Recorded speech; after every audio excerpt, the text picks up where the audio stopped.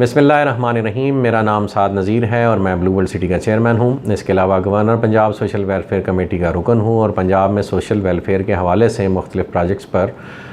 काम कर रहा हूँ।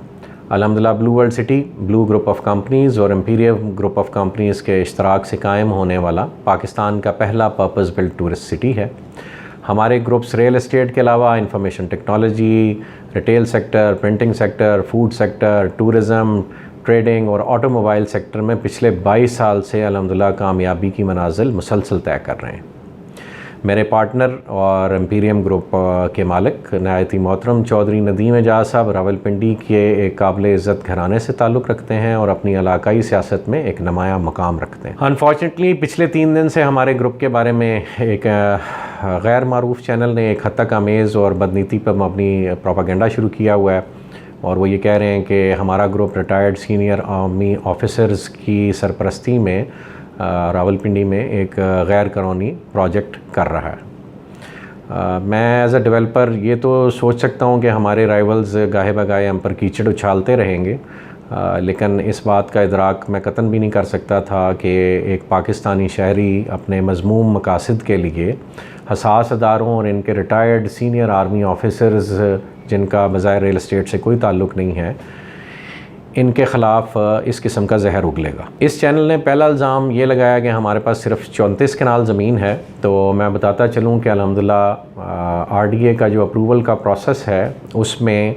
जो रिक्वायरमेंट है RDA की तरफ से वो ये है कि रकबा या तो कंपनी के नाम हो या जो स्पॉन्सर्स ऑफ द प्रोजेक्ट हैं उनके नाम होना चाहिए।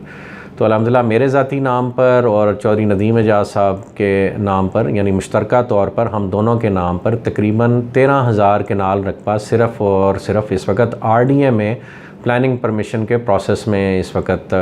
जमा कराया हुआ है हमने। और उसके अलावा भी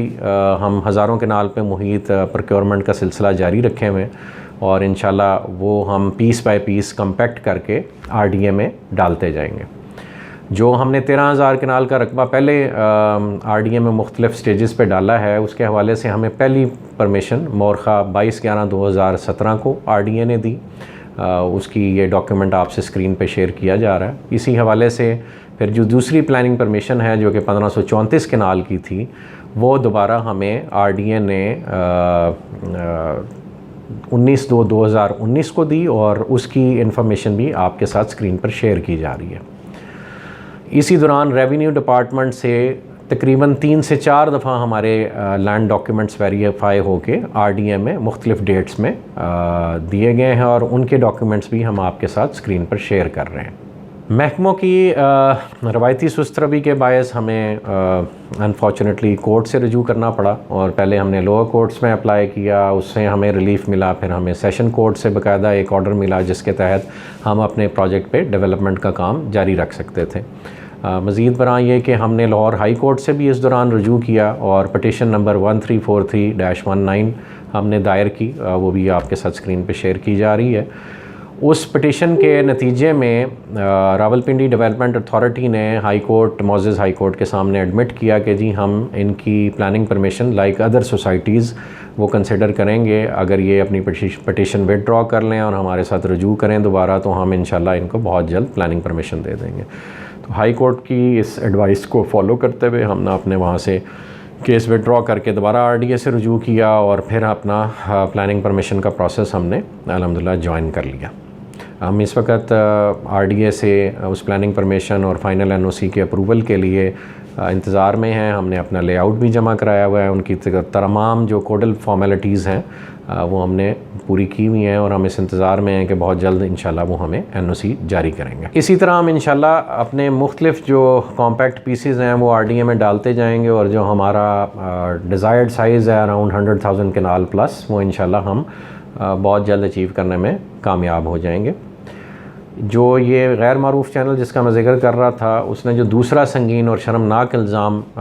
लगाने की कोशिश की है वो ये है कि हम हसास अदारों और उनके रिटायर्ड ऑफिसर्स की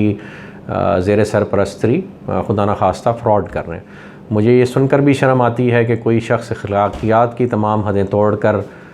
इतना नीचे गिर सकता है और अपने कभी मकासद के लिए काबिल इज़्ज़त अदारे की और काबिल इज़्ज़त ऑफिसर्स के दामन को दागदार करने की कोशिश कर सकता है। सच तो ये है कि हमारे ग्रुप्स का कंसोर्शियम एक फलता फूलता अदारा है जो पिछले 22 साल से मुख्तलिफ शोबाजात में मसरूफ़ अमल है। कोई भी मेगा हाउसिंग प्रोजेक्ट उस वक़्त तक मुकम्मल नहीं होता जब तक उसमें तमाम ज़रूरियात ज़िंदगी की सहूलियात मौजूद ना हों, और इसी गर्ज से ब्लू वर्ल्ड सिटी की मैनेजमेंट एजुकेशन और हेल्थ सेक्टर में आज ख़ुद कदम रखने का फ़ैसला कर चुकी, और इसी काविश में हमारी मुलाकात चंद रिटायर्ड सीनियर फ़ौजी अफसरान से हुई जो forces school and college system के नाम से पहले ही अपना ब्रांड अपनी एक फर्म कंसल्टेक्स के ज़रिए उस पर अमल दरामद कर रहे थे। हमारा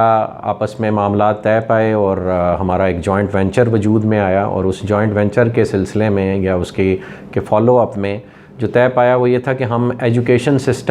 एजुकेशन सिस्टम की फ़्लैगशिप ब्रांचेस का क्याम पहले ब्लू वर्ल्ड सिटी रावलपिंडी और जो हमारा लाहौर में प्रोजेक्ट है ब्लू टाउन लाहौर, जो कि ऑल्सो अल्हम्दुलिल्लाह LDA से अपनी